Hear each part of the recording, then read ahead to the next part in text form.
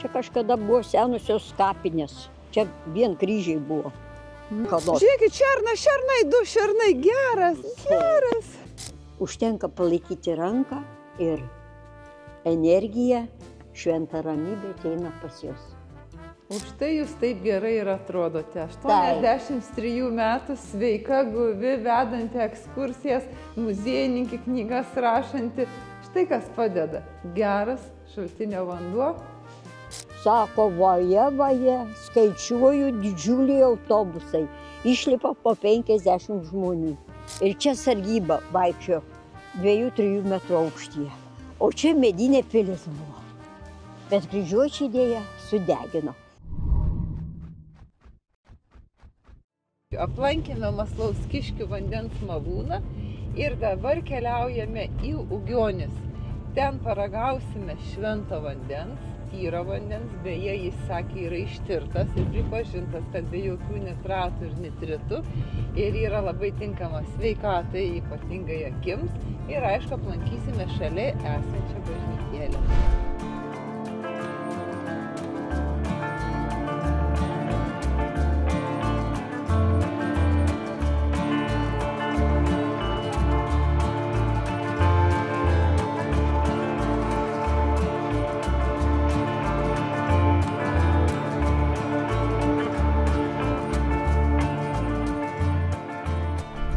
Prieš keliaujant reikia sustoti prie varpinės. Varpinė buvo kažkada aukštai čia pakabinta. Bet 67 metais pastatyta didelė stora, kadangi varpas kelis šimtus kilogramų sveriantis čia yra. Bet kaip jisai skamba, turbūt 5 minutės vieną kartą mes klausėme sąžiningai nuo jo. Tai toliausiai už 15 kilometrų girdėjosi. Reiškia jo garsas. Bet anksčiau ir oras buvo neužterštas.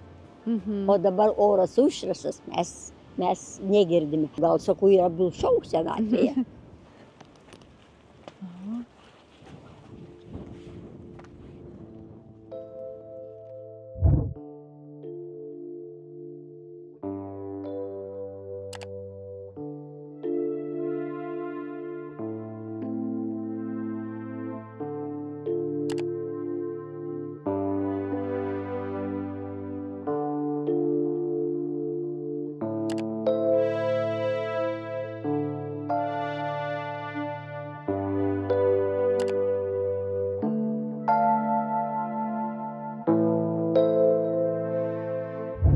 Čia kažkada buvo senusios kapinės. Čia vien kryžiai buvo. O kur tie, nebėra jau tų kryžių? Nebėra. O jų liekanos va čia kažkur tai. Va čia yra liekana. Dar čia kažkur, kažkur tai va. Va. O kur jos kažkas išėmė tas kapinės? Nu, karas. Ai, per karą čia. Karas. Karai pirmas, antras. Ir viskas. Aš galvoju, gal tiesiog specialiai iškėlė į... Nu, va štai atėjome prie...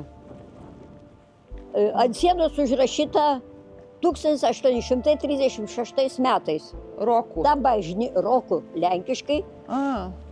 Lenkiškai ir pastatyta ta bažnyčia šitais metais. Statė 2 dvarininkai, Kušleika ir Dirda. Kušleika, kur palaidotas, negaliu pasakyti, o Dirdos kapą mes to jau pamatysime. Gerai. Kapinės, kad buvo šalia, bet jos nuslydo nuo to kalno, tai galime mes patys to įsitikinti. O štai vienas kryžius yra. Taip visi kryžiai nukeliavo žemyn, kadangi slenka žemės.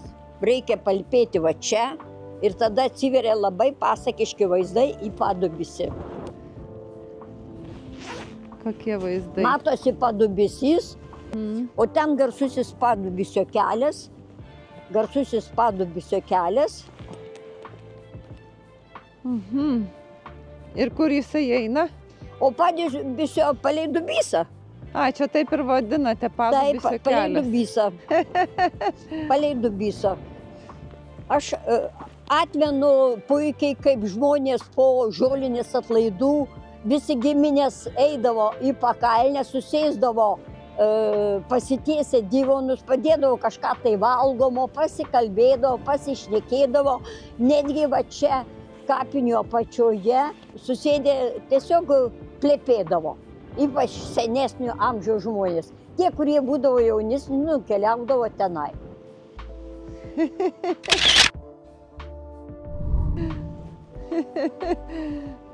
Jo. Keliaujam toliau. Gerai. Kados. Žiūrėkit, šernai, du šernai, geras. Bet vienas juodas, kitas rudas šernas. Aš iš vis pirmą kartą matau gyvą šerną. Benediktas Dirdas, kapinės, Kušleika ir jis pastatė tą bažnyčią.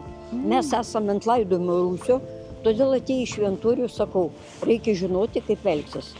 Antro pasaulinio karo metais nuo kulkų nukentėjo dalis paminklo. Aiškiai matosi. Tie, kurie pageidauja pažiūrėti, kaip atrodo įėjimas į laidojimo vietą, prašom nueiti kitų 2 stulpelių ir nusileisti žemyn palei tvorą ir pamatysite kapinio įėjimą į vidų. Labai įdomios, unikalios durys yra. Prašom tikrai nusileisti ten.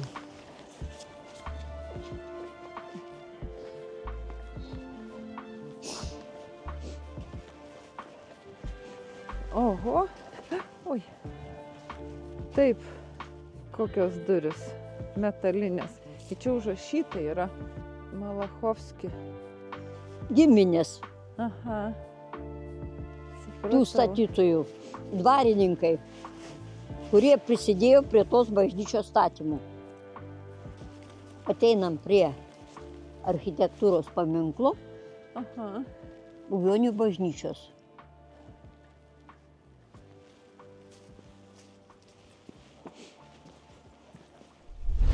Esame Ugionių bažnyčioje ir šitos 2 medinės figūros, vyskupas ir šita mergelė, yra atneštas iš anos koplytėlės, kur yra šventas šaltinis. Jeigu norėsite, ten mes įeisime, o čia aš jums parodysiu vieną kitą įdomesnį dalyką. Skaitosi kaip Šiluva, kad sveikatą suteikia, taip ir šitas šaltinis, kuris yra šalia, suteikia daug sveikatos. Ištirtas yra vanduo ir tas vanduo yra švarus, be nitritų ir nitratų. Tai yra labai jau pagirtinas. Pranė Dundulienė rašė, kad tas vanduo stebuklingas, reiškia, buvo žinoma labai senais laikais ir kad žmonės čia semdavo šitą vandenį. Dabar mes pažiūrėsime vieną kitą įdomesnį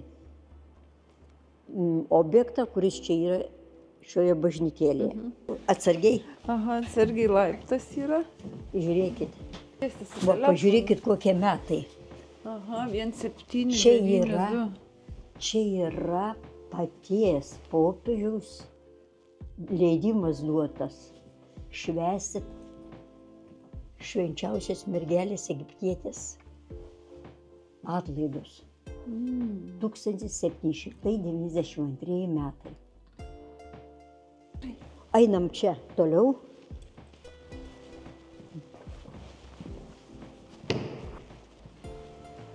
Pažiūrėkite, 1901 metai sako, kad jeigu pasimeldi ir įvykdai tai, kas čia prašoma, šventas dalykas yra. Užtenka palaikyti ranką ir energija, šventa ramybė ateina pas jos. O dabar, jeigu kas pageidauja, galite užlipti labai įdomus vargonai. Jie ir dumpliniai. Lipam į viršų. Čia reikia. Oi. Oi, atsargiai. Dabar čia esame viršuje antrame aukšte. Jeigu nuo antro pasaulinio karo metų matosi va štai kulkų žymės, durelis atidariusi, mes matysime vamzdelius vargonų.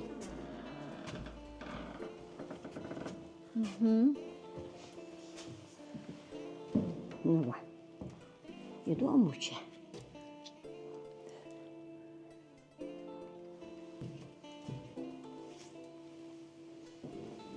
Dabar taip, Ingrida, aš čia padumbliuosiu, o pati eini va ten. Gerai.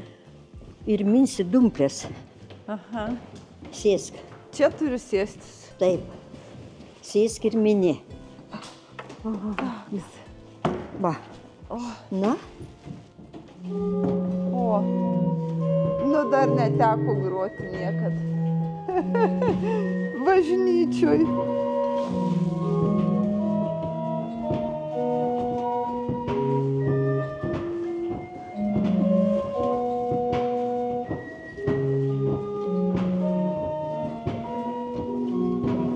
Kaip kyla.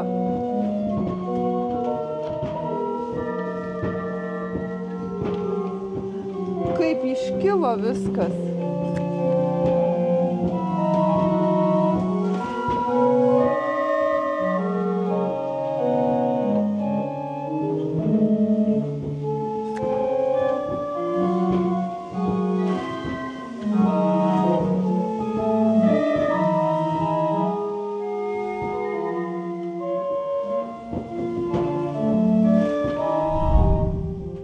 O dabar einam švento šaltinėlių Ugionių, kur pagal Pranę Dundulienę apie jos garsą buvo girdima labai toli. Vanduo yra super geras, kuria prasme nei nitritų, nei nitratų. Ir norus pildo. Eisim galvoti norų ir gerti vandenuką. Ir grynas vanduo. Čistas, švarus.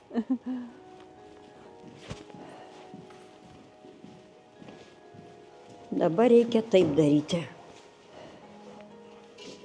Oi, atsidarom durelės. Dabar kur tas kibiriukas, semk vandenį dabar pati.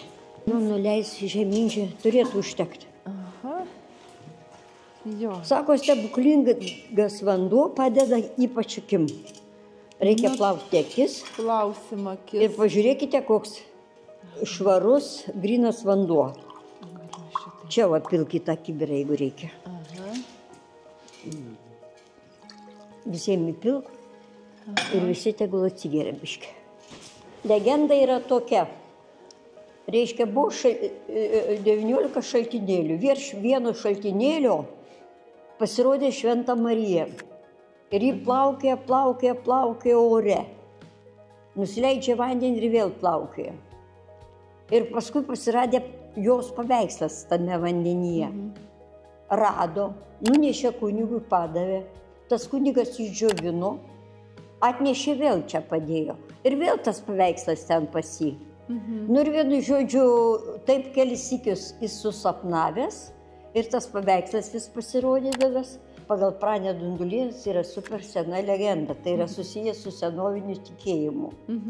Nes žmonės seniau, sakiau, čia buvo žinių, labai stipri buveinė, jie šaltinius labai gerbė ir garbino. Taigi va tas Malakauskas, kurį ten radote palaidojimo vietose, pastatė virš to šaltinio tokią koplytėlę. Tai vyko 1883 metais ant to paveikslo užrašyta.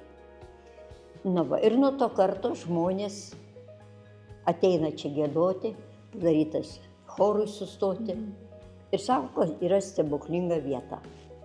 Žmogus, jeigu tiki, tai viskas padeda, bet kad vanduo yra sveika gerti, nes jame nėra nei nitritų, nei nitratų, jis yra ištirtas, yra labai sveika. Už tai jūs taip gerai ir atrodote. 83 metų sveika, guvi, vedanti ekskursijas, muziejininkė, knygas rašanti. Štai kas padeda. Geras šaltinio vanduo. Jūs gerkite ir gyvensite 100 metų. Ježą plausim dabar. Regėjimas pagerėtų. Jeigu tikite ar netikite, atvažiuokite į Ugionius ir išbandykite. Bet vanduo tai tikrai skanus. Šitas tai faktas. Atvažiavome į Betygalos kapinės. Pilkalnio kapinės jos vadinasi. Jeigu geras oras, tai aiškiai matosi Šiluvos koplyčios bokštas. Ir dabar matytis. Dabar nesimato, nes saulės nėra ir bokšto nesimato. Aš matau. Jūs matote, vadinasi, aš akis nuploviau su švento vandenu. Akis nuplovė, tai jau jūs viską matote. Štai mauzoliejus pastatytas Kapinaitėse. Yra Betygalos Maironio tėvų kapas ir ten seseris palaidotos. Ir yra Betygalos pirmas ir antras piliakalniai čia. Tai va dabar prašom keliauti.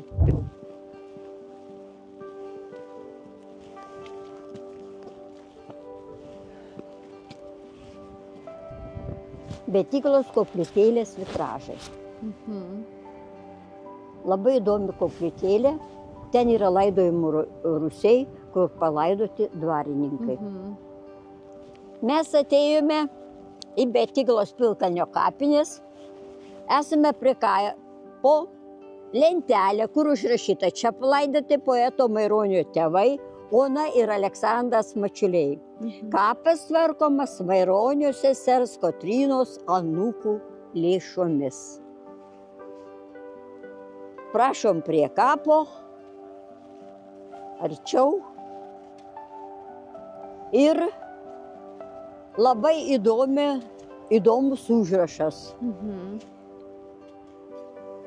Prašome atsiduksėjimų.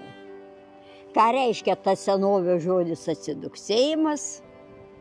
Tai jau reikia pasimti žodyną, jeigu nežinome, ir išsiaiškinti. Prie šito kapo stovėdavo labai daug žmonių. Teko vesti ne vieną kitą ekskursiją, tikrai daug.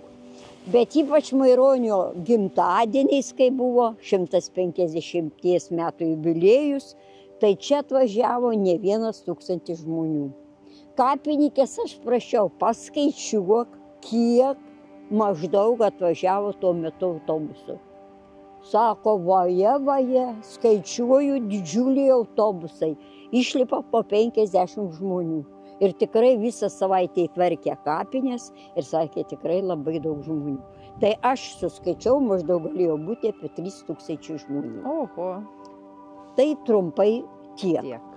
Keliaujam tada toliau ant Piliakalnio. Gynybinis griovys. Platus. Gilus. Oho. O čia būdavo kuorai vadinamieji. Reiškia, medį, įsivaizduokit, vienas medis ir anoj pusė kiti medžiai. Ir čia sargyba vaikščio 2-3 metrų aukštyje. O čia medinė pilis buvo. Bet kryžiuočiai dėja sudegino. Labai status šlaitai, atkreipkite dėmesį į tą pusę, pasižiūrėkite, labai status kalnai.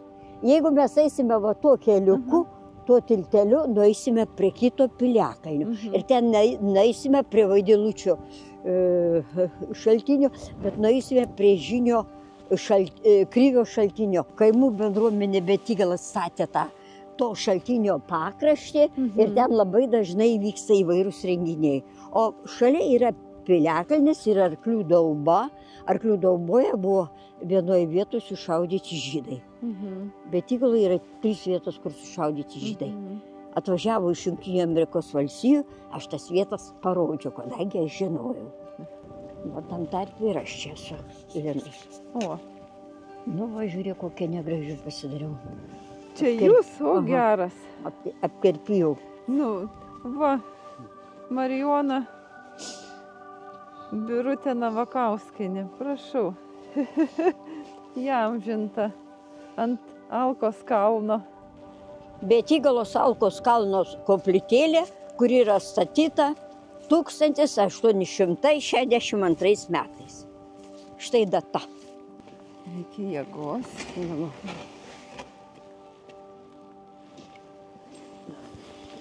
O, kokia koplytėlė. Nu, visiškai. Bet kokia akustika čia? Nu, akustika. Aha.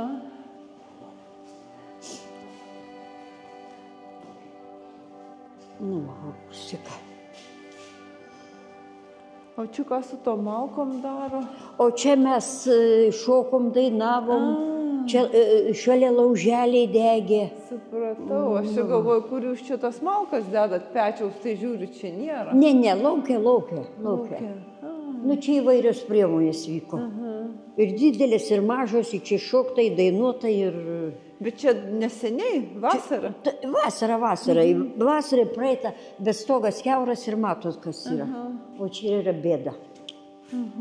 Remonto reikia, bet koplytėlė dar va, gražiai veikia. Ir Antro pasaulinio karo į pokaryje dažniausiai čia žmogų atnešdavo.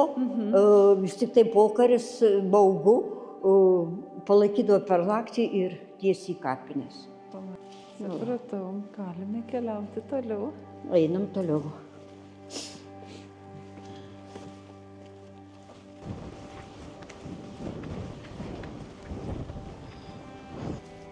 Dvarininkas statęs galvojo taip, per gyvenimo bangas plaukti į saulę į pietus. O taip. Jo šūkis buvo. Taigi klausimas, koks jūsų gyvenimo šūkis? Gyventi gerą ir smagu. Gyventi gerą ir smagu. Tai va dvarininko šūkis buvo, pastatė tą koplytėlę laivo formos. Lietuvoje, ką žino, ir tokių besama.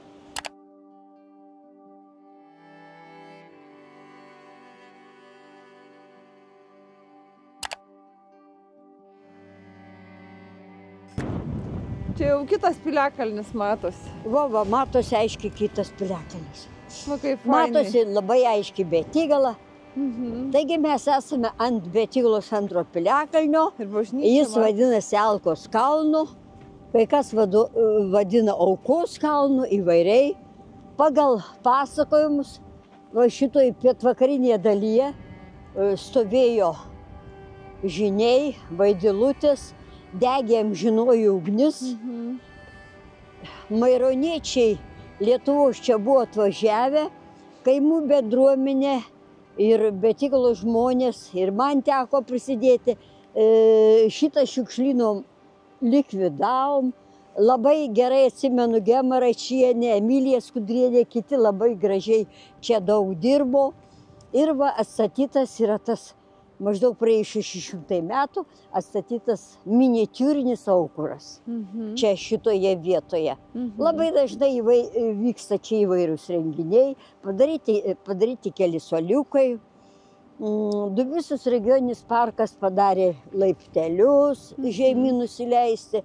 Yra tas vadinamas Vaidilučių kapas, takas, va pažiūrėkite, kurios eidavo į Dubysą.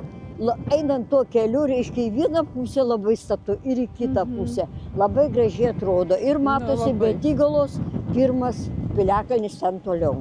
Dar galima pasakyti, kad prie tų pušų žmonės atsistoja, apsikabina tas pušis, tikėdami, kad vaidilutės juose gyvena.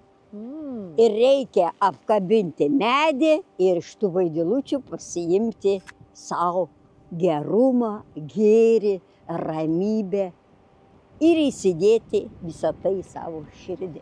Mes to ir linkime mūsų žiūrėtojams, būsimiems keliautojams. Ir jūs pažiūrėkite, dabar yra žiema, gruodžio mėnuo ir kokie gražūs vaizdai. O įsivaizduojate, kaip čia gražu yra pavasarį, rudenį kaip čia gražu yra. Kviečiu atvažiuoti ir apsilankyti Betigaloje, pasiskambinti Marijonai Birutei Navakauskienei. Jinai jums taip įdomiai papasakos, kad jūs dar norėsite dar kartelį čia atvažiuoti. Taigi kviečiame į Betigalą. Taip, kviečiame į Betigalą. Kviečiame į Betigalą. Labai ačiū Marijona už šiandien skirtą laiką, už įdomius pasakojimus, už cepelinus, ačiū. Čia jums truputėlį skanumynų, saldumynų iš skirtingų šalių. Ir linkime jums tiek pat energijos, sveikatos, kad dar tų knygų atsirastų, nes mes nepaminėjome, kad tai yra įvairaus žanro jūsų knygos. Ir taip pat visus kviečiame atvykti į Betigalą. Po video bus paliktas Marijonos telefonas, jūs galėsite jai pasiskambinti ir susitarti dėl ekskursijų. Labai ačiū ir sėkmės jums begalinės. Ačiū labai, ačiū. Prašome į Betigalą, jeigu reikia, pasiskambinoti Raseinių krašto istorijos muziejų, užsakymas bus priimtas, arba į Dubysos regioninį parką. Viso gero. Iki susitikimo su Marijona Betigaloje. Valio!